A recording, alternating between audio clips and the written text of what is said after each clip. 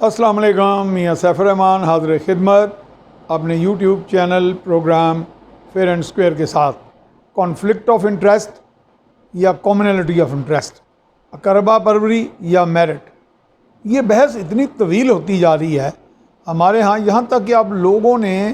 بحث کرنے والوں نے، سوشل میڈیا نے، سول سوسائٹی نے عدلیہ جیسے ایک معتبر قابل احترام ادارے کو بھی نہیں چھوڑا۔ آج کل سوشل میڈیا پہ اتنی پوسٹ چل رہی ہیں کہ جو ججوں کی نامزدگیاں ہو رہی ہیں، سینئر ججز کی، وہ کوئی کسی کا بیٹا ہے، کوئی کسی معروف آدمی کا بیٹا ہے، کسی کا داغدار، کسی کے باپ کا، کسی کے بڑوں کا مشکوک ہے، کوئی کسی پارٹی کے ساتھ، سیاسی پارٹی سے وابستگی رکھتا ہے، کوئی سابقہ امیدوار تھا کسی الیکشن کا اور اب وہ جج تعینات ہے۔ ایسا ہوتا آیا ہے، ہم بھی، اب مجھے نام پوری طرح یاد نہیں ہے کیونکہ پہلے میں لیگل فریٹرنٹی میں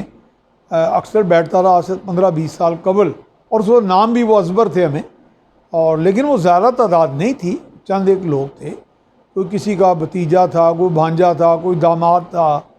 وہ بڑے سینئرز کے، اور وہ نامینیٹ ہو جاتے تھے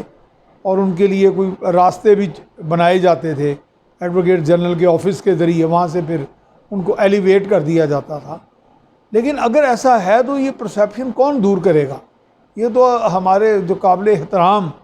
عدالت عالیہ، عدالت عظمیٰ ہے، وہیں سے یہ پرسیپشن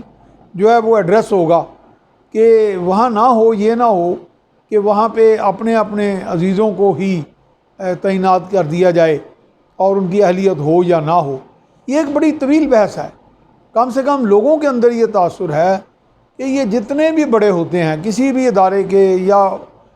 ایک ادارے کے کہہ لیں، باقی اداروں کے، وہ گینگ اپ ہوئے ہیں قوم کے خلاف، قوم کے مفاد کے خلاف۔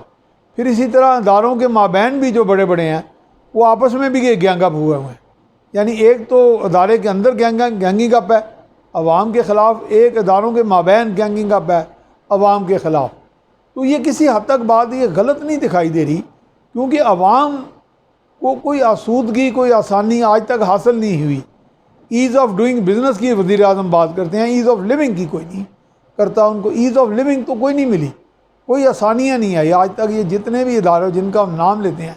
بڑے بڑے نامور ادارے، چمک زرق برق والے،